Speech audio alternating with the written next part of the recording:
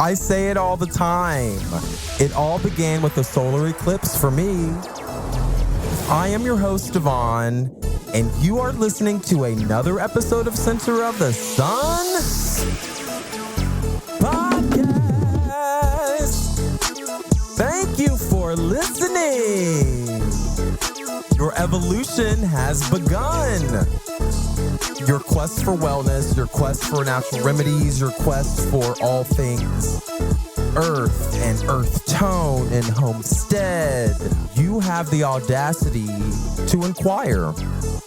You have the audacity to ask questions.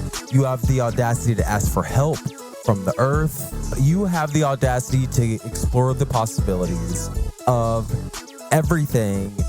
And you're finding out a few things. You're finding out that you are connecting with the world. You're meeting new people, you're meeting yourself, and you're connecting with the world. And that is great. That is great because you find facts that way. Facts, when you start connecting with yourself, you start finding facts about yourself, and you start finding that facts do, in fact, accelerate change.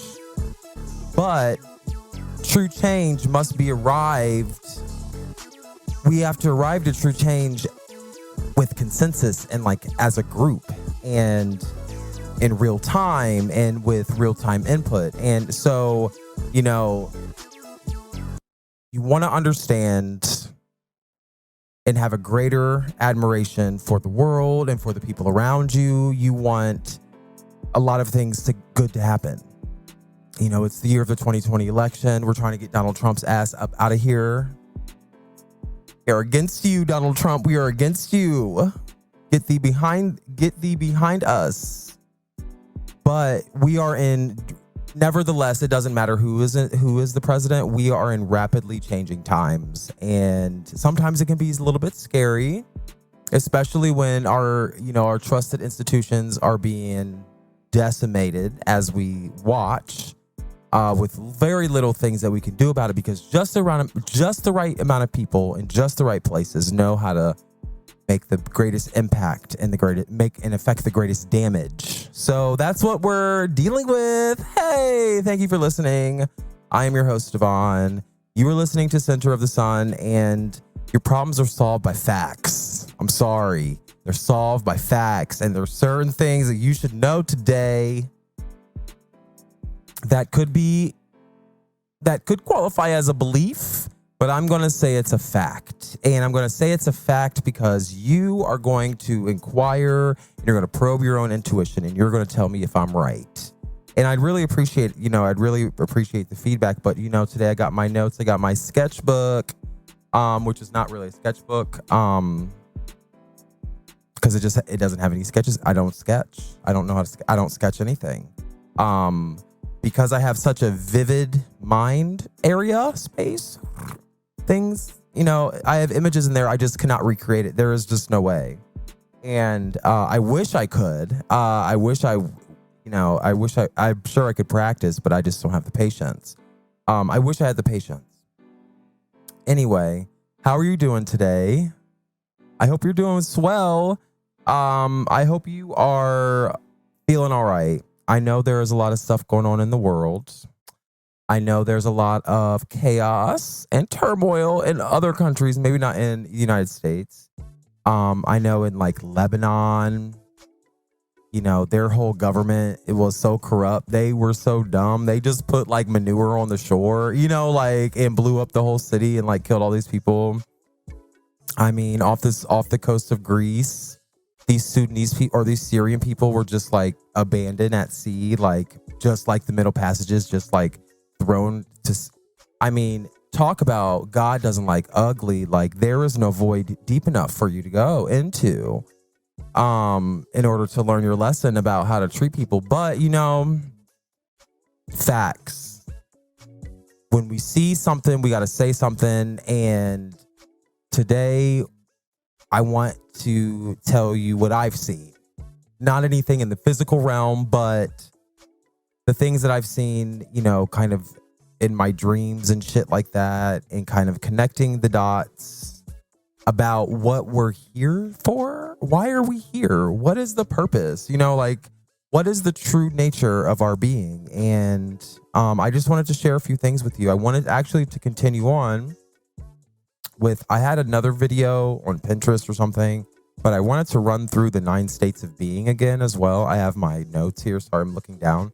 But I wanted to talk about the 9 states of being, but I wanted to just introduce the 9 states of being, reintroduce themselves, let them reintroduce themselves to you today, because I write this stuff down like years ago. Like, I don't even know what the fuck I'm writing down, but I just have a thing where I'm just like, I have all these notebooks and I have all these pens, and like everywhere I look, like there's always something to write, and I'm always writing something down. And then one day I'm like, I'm going to make something out of it. And then I just look in there and there's just a treasure trove of all this information. And so that's what I'm going to give to you today. And that's when I say, like, I have my notes. Like, it's something I wrote down a long time ago that I had no purpose in saying again, just to write it down because I liked it. And then now today we're here. So it is kind of stressful outside right now. I literally just like went and got some food earlier today, and I was so pissed that I would not only had to stop at every fucking red light. So mad about that. I had to stand in line. So mad, and my patience was really tested today because everybody was out during this pandemic when it's just been dead for so long. I just wish it was dead again. I guess I need to move back to a small town, but it's realizing that things change and that things change, sometimes change for the good and sometimes they change for the bad, but nevertheless, it's annoying as fuck. But sometimes the understanding of change is not well understood, especially in society. Why the hell does the government have to keep, and that's the thing, is like fundamentally our government doesn't change. And right now we're just in a period of rapid change from a point when it used to not change. It was very stable, and now it feels less stable. So understanding change is not well understood equally by all people. So when certain people make changes in Washington, that affects the whole country. But those people, the further you are away from the change, the less likely you are to understand it. So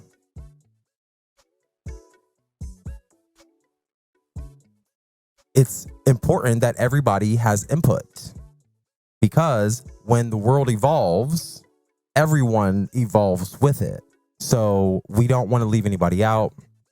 It's actually not in our best interest to leave people out, because we have to evolve together. So the more we leave people out, the less we evolve.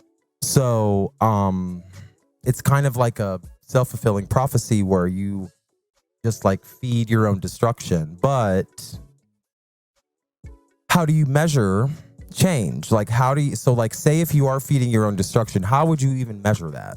If you're doing well, how would you measure that? Well, you have to start with a set of facts. And when we talk about, spirituality in the context of trying to live in this world, how do you measure impact? Like, how are you measuring change? Is there anything that's coming of even like releasing Christianity and like acquiring some other beliefs about aliens and shit like that, like, or whatever the hell people think about? I don't know.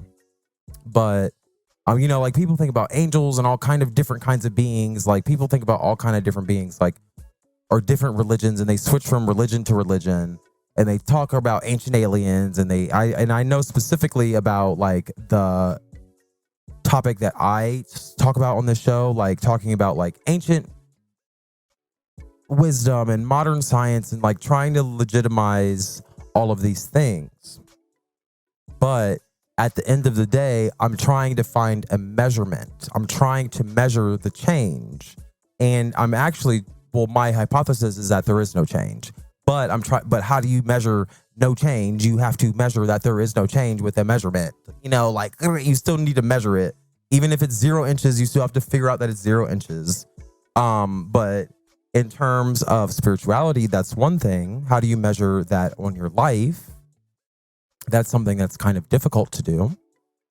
On another hand, there's public policy, but they measure Obamacare by how many people have health insurance. And then they measure, they say like a doctor, they measure your blood with the blood test. They measure your chemistries and like see like, was there more iron over here than there was over here, or calcium over here than there was over here, or fat over there than there wasn't over there. Just they make comparisons, or they find differences between the things, or or like a business, they invest in something and then they run an ad on it, and then they want to make sure that there is some sort of change that's happened, a positive ROI, or return on an investment. So measuring change is an inherent part of our life, gathering facts, amassing evidence. It's normal to do that. And I don't know why the hell you keep relying on everybody else to tell you what's true, especially me. Don't rely on me. Don't take my advice. I'm just here. I'm just here because I'm being called. That's it. That's it. Literally, I wish there was a bigger difference, but it's just like, how do you measure change? It's very inherent. And that is why my whole business, entrepreneurship, my whole vision for who I want to be is rooted in inquiry and research. And that is why I appreciate you for watching and like supporting and listening, because you also want to understand what the fuck is going on. Like, it is so frustrating. It is so frustrating to just live in a fucking world where shit is like magical as fuck, but like you kind of can't quite maintain it. It's not sustainable or whatever it is. Like, you just feel like things are greater than they are. So how do you measure change? Like, you can be crazy and just believe it. Like, that's just called a religion. Like, no thanks. Or you could actually confirm it. And there are ways to confirm it. That's what we're going to talk about today. Confirmation, confirm the spiritual energy, get it together, and then hold yourself accountable. And when you start holding yourself accountable, you start holding the people around you accountable, especially the public fucking leaders. You go to the ballot box, you start doing things that are good for the collective and good for you, but you don't want to get too tied up in the collective. Because I think that's part of our issue, is we're too tied up in the collective. So here are 9 states of mind, 9 points of guidance for you today. Our Father which art in heaven. So first of all, I just want to pose a question. Why, or in what ways, like, give me like a good top 2. In what ways would it be beneficial to you to reside